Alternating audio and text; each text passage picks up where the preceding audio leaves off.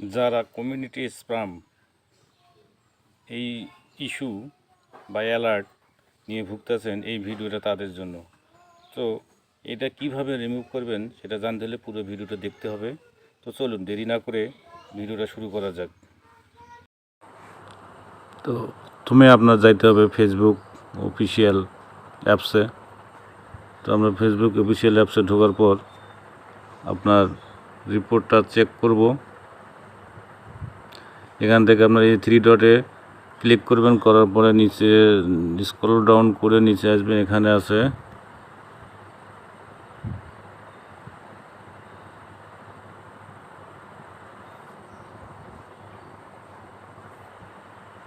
এখান থেকে নিচে আপনার হেল্প অ্যান্ড সাপোর্ট, এখানে ক্লিক করবেন। করার পরে আপনার সাপোর্ট ইনবক্সে যাবেন।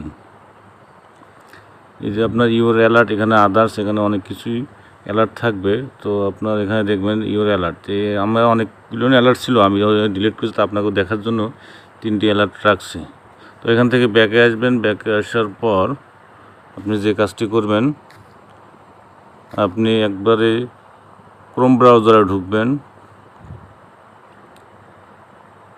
সময় নিচ্ছে ঢুকে facebook.com, আপনার facebook.com লিখে সার্চ করবেন।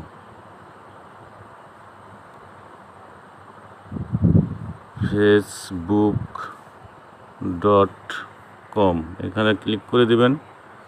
তো তার আগে আপনার মোবাইলে স্ক্রিনটাকে ডেস্কটপ মোড করে নেবেন।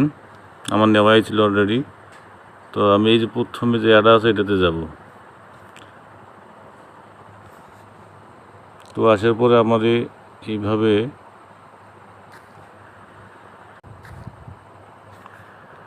তো আপনি আমার এখানে যা সাপোর্ট দেওয়া করবেন, সার্চ করবেন এমবেসিস। এই যে এম দেবেন বি, এমবেসিস, BASIC, এমবেসিস .facebook.com লিখে সার্চ করবেন। তো এই যে প্রথমে আসবে, এটাতে ক্লিক করবেন। যে আপনার এইরকম যখন আসবে, তো এখান থেকে স্ক্রল ডাউন করে নিচে যাবেন। একদম নিচে জুম আউট করে দেখাচ্ছি, দেখেন এইখানে যে হেল্প লেখা আছে এখানে ক্লিক করবেন। তো এখানে ক্লিক করার পর এখানে আছে আপনার এই যে সাপোর্ট ইনবক্সে ক্লিক করবেন। করার পর আপনার পেজের যে অ্যালার্টগুলো আছে সবগুলো এখানে শো করবে। তো আপনি এখানে সি ফুল মেসেজ এখানে ক্লিক করবেন। তো ক্লিক করার পর এরকম ইন্টারফেস আসবে।